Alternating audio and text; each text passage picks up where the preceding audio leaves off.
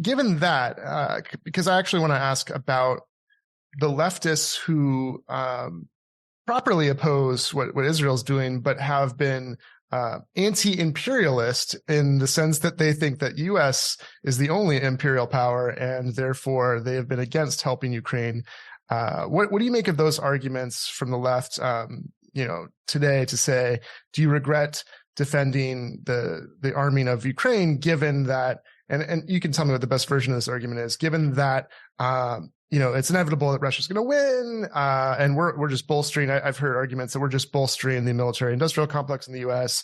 and so on and so forth. What do you think of those leftist arguments? Well, I don't think we can dismiss them, given how things are playing out to date. Although I do think that the kind of people we're talking about, and some of them are my friends, have got, should acknowledge that there are things they got wrong about this from the beginning. Many of them did not think Putin would invade, certainly not without a more direct provocation than he got, and were pretty shocked and for a while speechless when he did.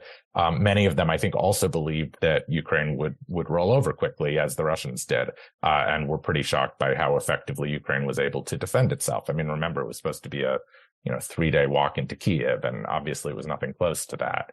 They've never taken Kiev. The war has gone terribly for them in many ways.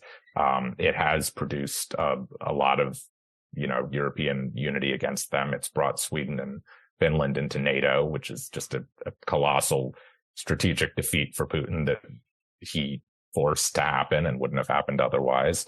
It has, people like Anatol Lievin, who are not exactly sympathetic to the Western side of this, were acknowledging early in the war that there clearly is a Ukrainian nation, and it is clearly willing to defend itself. I mean, a contrast I think you could draw pretty early in the war was with the Afghan government that the U.S. tried to prop up for 20 years. And the second we started pulling troops out in summer 2021, it collapsed before the Taliban.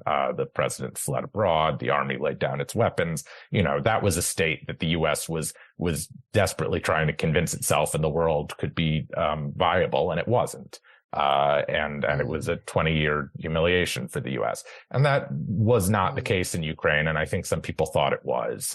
Most Ukrainians, most of the territory of Ukraine, want to be in Ukraine and are willing to fight and die for that.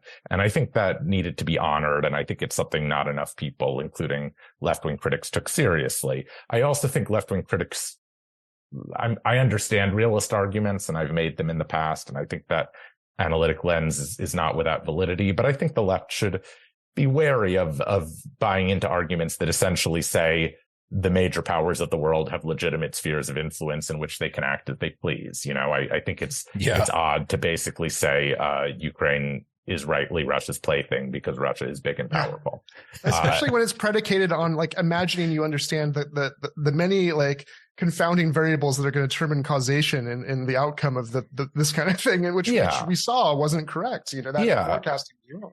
No, the forecasting was bad. The analysis was bad. And I think there was something callous and willfully ignorant in the treatment of the Ukrainians, a nation of, tens of millions of people who were just sort of treated as a pawn, basically. That's the end of the preview, folks.